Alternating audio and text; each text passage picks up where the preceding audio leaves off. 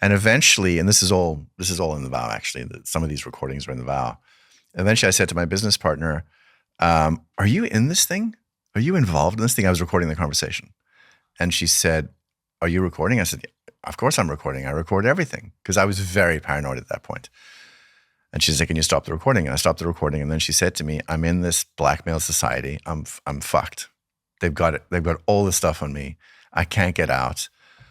They've branded me. Oh, now tell me about that. Yeah. So what happened is that the woman, as a sort of sign of, I guess, fealty of some kind, were agreeing to be branded on their pubic mound with a sacred symbol that meant whatever. And this was without anesthetic, and one of the other women in the organization, who was a doctor, was cauterizing this symbol on their pubic mounds.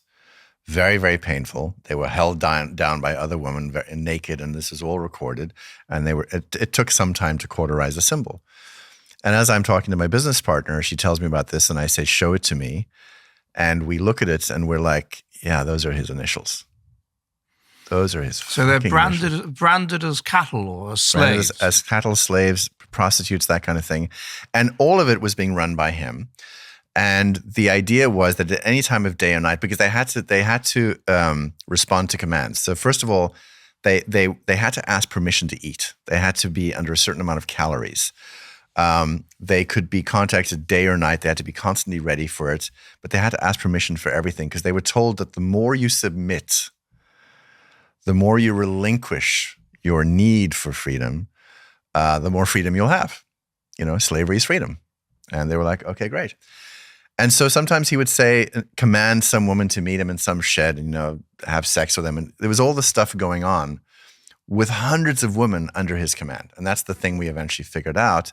And when we figured it out, my business partner was very, very trapped. What we did is we arranged for her. She was on her way back to the organization. And I contacted the FBI, and I got her, we made up an excuse, and I got her to the FBI. So we were trying to talk to the FBI, trying to talk to the police in multiple countries, because I was talking to all these women now, understanding what was going on. And what was incredible is the FBI was barely paying attention. Like, they said to me, if you bring us financial crimes and underage sex, we can do something. And I'm like, okay, I'll bring you financial crimes. I'm going to work on the underage stuff. But all these departments, all these law enforcement departments began closing the case. And I'm like, what are you talking? There's a case here. We'd figured out there was a case. What we finally did is we went to the New York Times, and we spent about 5 months working on a story. And we basically, it came out October 17th, 2017. The New York Times broke the story, and it was horrifying, because we showed them the brand, we showed them the people, we all went on the record. And at that point, another FBI district in New York contacted us and said, we know you've been trying. We're very sorry. We're here now. We're going to take the case on. And it moved we thought this was going to take decades, if ever, because nobody's ever been able to really prosecute cult leaders. They moved very quickly. We worked intensively with them, a whole bunch of us. And all these women I'd found, I started getting them to the FBI. They started building the case. And then he was arrested. In 2018, he was arrested. And then the second in command was arrested, and 4 other people were arrested, which was, it was unheard of. And then the trial was in 2019, and he got this staggering sentence of 120 years. 120 years in prison. He's now in maximum security prison in Arizona. And this was for the crimes of sex trafficking? Sex trafficking, conspiracy to sex traffic, forced labor, wire fraud. There were 3 others that I can't even remember. There was seven cases. What was funny? The case took six weeks. It was a horrible case. I was on the stand for like 3 or 4 days. And it was brutal because he had 5 lawyers. He was spending, so much money on lawyers because he had heiresses funding everything. So they had a lot of money. So what aspects of your own money as a cult member did you have to put into this? Oh, every cent that I was possibly earning just went back in. I left the cult in enormous debt. And they give you some sort of salary to live off, or? No, they sort of say, we'll do these trainings and you'll get a percentage of the trainings, kind of thing. So people have this idea that I made a lot of money. I just lost money because I had an apartment in upstate New York. I had an apartment in LA. I had a center in LA. I had a center in Vancouver. I had to like try to, get money in and pay for all those things and plus insurance and all these things and have two houses in every place. It was a lot of money being spent on just living and serving the cult, but everything was always in service of the cult. If you ever Well, wanted did to you do have two houses in every place? because I was traveling constantly, apartments, not houses. All right, okay. I was traveling constantly. It was more expensive to get hotels and stuff. So I would just, get an apartment. But yeah, a lot of money was being spent on that, and they owed me a lot. But when I left, they tried to see if they could get me to repay money, and it turned out that they owed me money, which of course they decided they would not ever pay me. But most people leave these kinds of things very broke, very broke.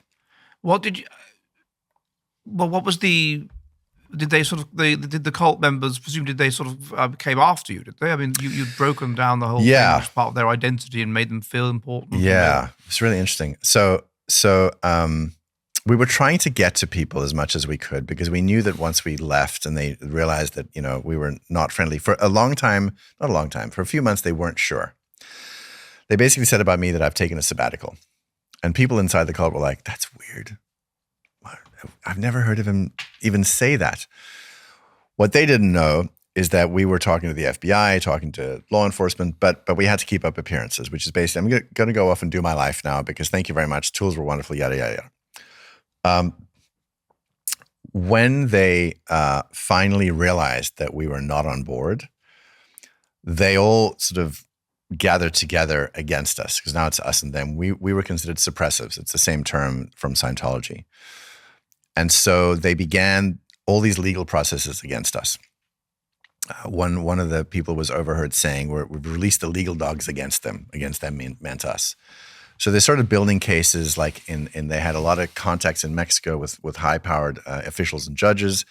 They began creating a case that we were criminals, that we'd stole a bunch of money, and they were trying to figure out how they could get us prosecuted in Mexico. At the same time, one of the heiresses with her legal team was trying to get my wife and I arrested in Los Angeles by the FBI for white-collar crimes. There's a lot of insane shit. So we knew all this stuff was going on.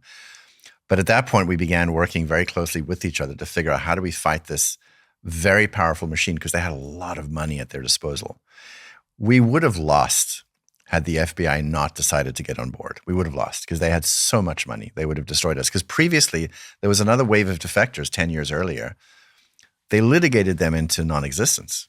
I mean, one woman tried to file bankruptcy, then they contested the bankruptcy. What they were trying to do is drive people in the end to just suicide, to complete hopelessness.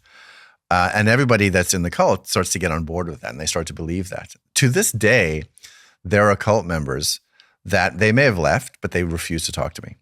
They do not want to talk to me.